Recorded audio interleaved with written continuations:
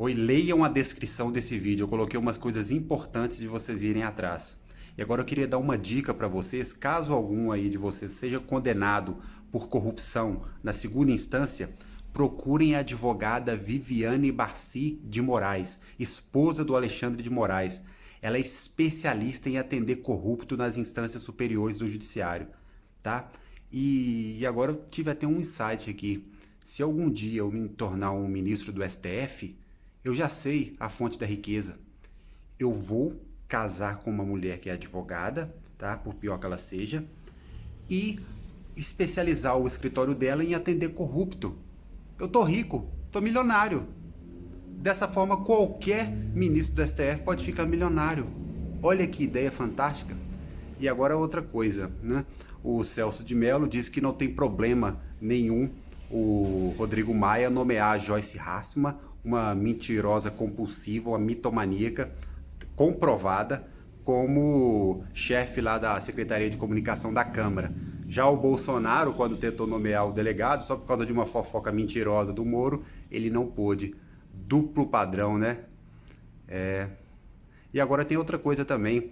O Fachin, ministro do STF, está querendo caçar os mandatos de parlamentares vinculados à religião, né?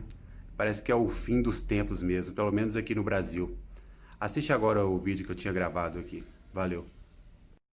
Olá pessoal, vim falar umas coisas aqui que já estão mais do que claras. As Forças Armadas estão contra o povo brasileiro, eles não vão fazer nada, eles não têm interesse, eles já deixaram claro, eles não estão nem aí para o que está acontecendo, então parem de alimentar esse tipo de ideia na cabeça de vocês, parem até de tocar no assunto. Acabou, nada vai acontecer, não existe intervenção.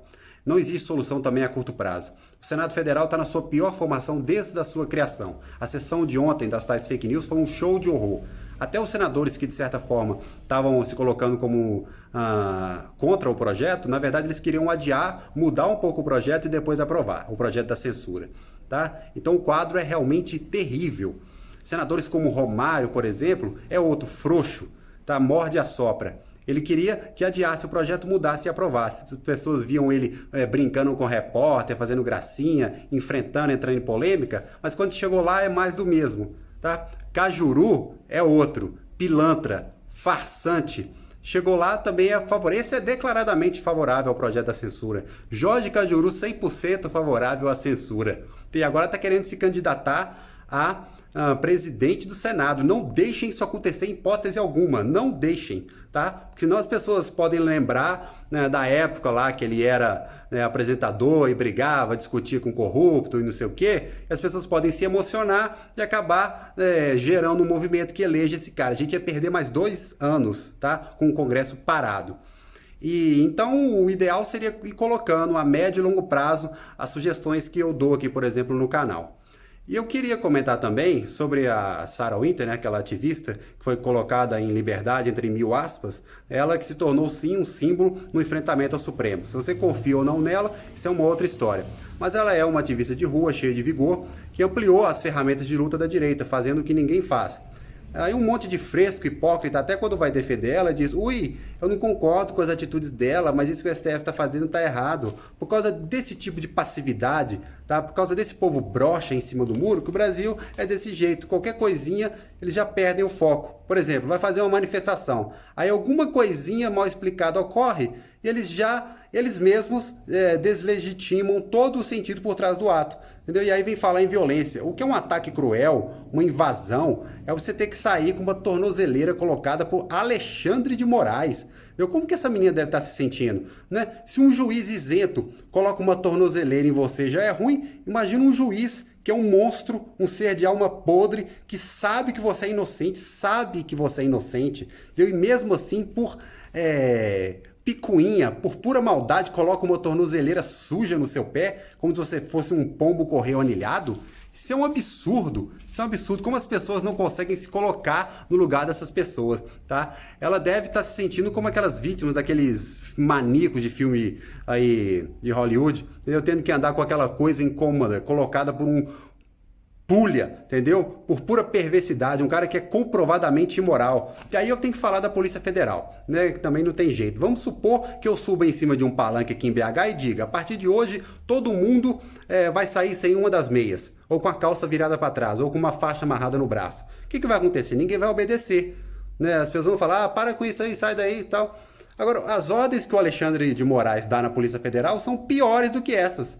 Tá? Eu fico pensando como que os pais desses policiais devem se sentir, né? Pô, eu criei um filho para agora ele, por dinheiro, renegar o que eu ensinei para ele, né? Atacando covardemente os seus semelhantes.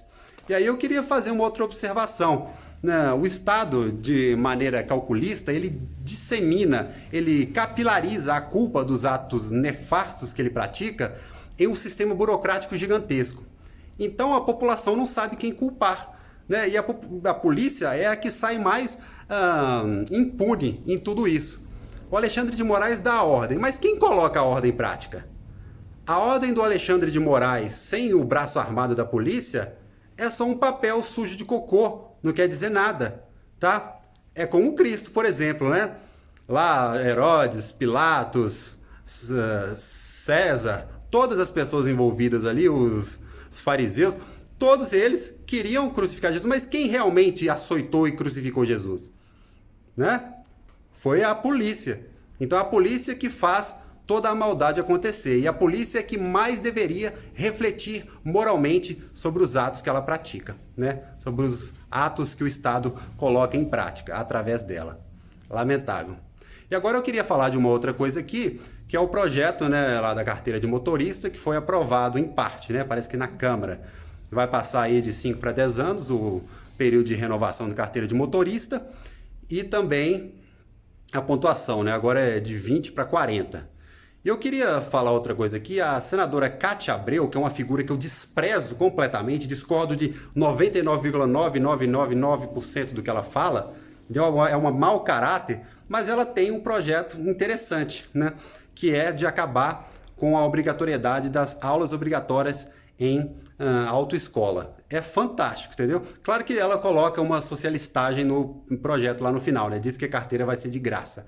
Todo mundo sabe que não existe almoço grátis, né? Mas eu tenho um vídeo aqui no canal interessante que eu vou colocar na descrição em que eu falo durante uns 15 minutos só sobre carteira de motorista. O tanto que isso atrasa o Brasil de todas as maneiras que você pode imaginar. Tá? Então, se você tiver curiosidade, você assiste o vídeo aqui. Eu acho que isso poderia também ser incluído nessa história de carteira de motorista lá no Congresso. É muito interessante, depois você dá uma olhada aqui. Então é isso, obrigado.